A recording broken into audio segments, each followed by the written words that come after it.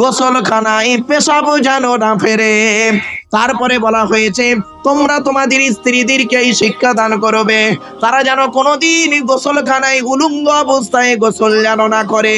তারপরে বলা হয়েছে তোমরা তোমাদের স্ত্রীদেরকে এই শিক্ষা দান করবে, তারা যেন হাতের চুড়ি একের বেশি ব্যবহার যেন না করে।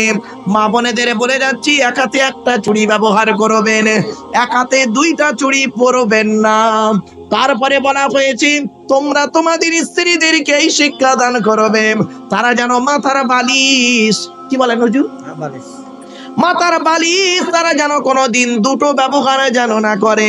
স্বামী স্ত্রী যখন ঘুমাবে একটি মাত্র লম্বা বালিশ ব্যবহার করবে।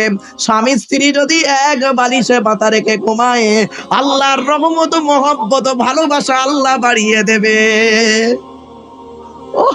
এই ওয়াজটা শোনার পরে অনেক মুরব্বী বাবাজি এখানে বসে বসে মনে মনে বলছে, ওরে মারুফ, 20 বছর আগে কেন ওয়াজটা করলি না? তোর চাচি আর শুতে নেই না।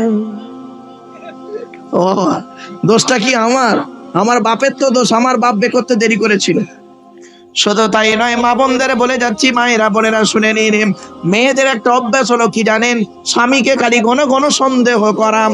আর স্বামীকে সন্দেহ করতে গিয়ে ওরা কি করে দেখবেন, খালি তাবিজ করতে ছোটে। এই জন্য মা বোনদের বলে যাচ্ছি, আজ একটা মারাত্মক তাবিজ বলে যাচ্ছি। স্বামী স্ত্রী যখন ঘুমাবে একটি মাত্র লম্বা বালিশ ব্যবহার করবে। স্বামী স্ত্রী যখন ঘুমাবে একটি মাত্র লম্বা বালিশ ব্যবহার করবে। আর স্ত্রী যদি ওর মাথার লম্বা চুলটা ওই বালিশের উপরে বিছায়ে দেয়, আর